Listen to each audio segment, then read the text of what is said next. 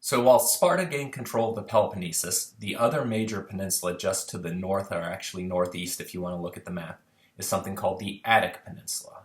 And there, Athens gained larger control. Similar to Sparta, this had been a variety of different poleis, in this case 12. They combined, figuring that there was strength in numbers and that they could be more successful rather than independent. They're similar to all other city-states, really with two major exceptions.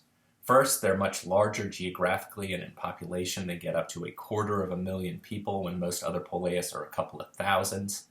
And secondly, unlike in Sparta, where the people they conquered were subject to servitude, that's not the case in Athens, which also means that they don't have to control slaves and they don't have very angry or violent subjects, which also means the military isn't as important to them.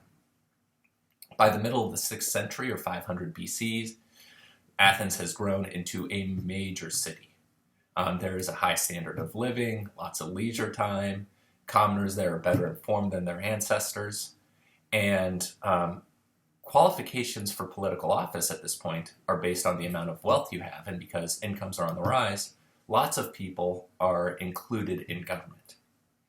By 508 BC, a new political organization is instituted, where citizens take a more forceful and a direct role in running their polis. They call this organization Demokratia, and what this means, you can see the root democracy, is ruled by the entire body of citizens. However, it's important to remember that not everybody is a citizen. You've got women who aren't citizens. You've got people with the right last name who don't own enough property who aren't citizens.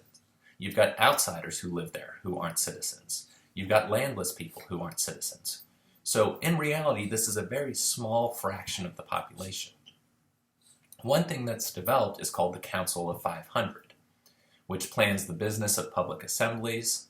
And it's important here that all male citizens over 30 can serve in this Council of 500. They can serve a term of 1 year. Nobody can serve more than 2 times total. And what this does is gives almost every single citizen direct experience in politics.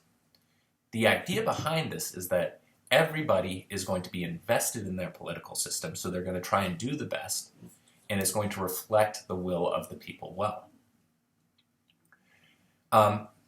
Going on with this, there are councils of 500, as I mentioned, that are established. Each year, 250 new members have to be chosen for the council. So it's estimated that all in, probably 50% of all Athenian citizens serve at least once. Doing this is a full-time job, so they're also paid, which is really dramatic. It means that anyone can do it. Beforehand, you can only serve in government if you can find some other way to supplement your income, which very much limits who can be a politician to a small group. If political office becomes paid, that means a whole variety of people can do it. And people don't campaign to be elected. Instead, the way people are chosen is basically by drawing names out of a hat, by lot. What that means is that anybody can be tapped to serve. Everybody is seen as being obliged to serve in government, and the Greeks have a very particular word for people who don't show an interest in it. They call them idioti. I-D-I-O-T-I would be a good way to spell it in our alphabet. And again, you can see the root here. Idiots, people who don't take their obligation to participate in politics in ancient Athens, are called idiots. By 460, even though this democracy is set up, it's really become a democracy that is hidden behind the power of a couple of people. And in 460, somebody is elected to the chief political office named Pericles.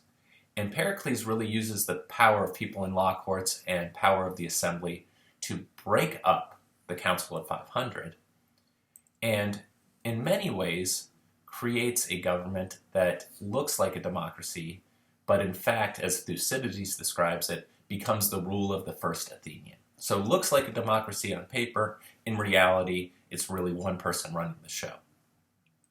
When we're talking about classical Greece, we're talking about the 400s and the 300s. And this is the age in which Athens, with the help of Sparta and several other poleis, has defeated Persia.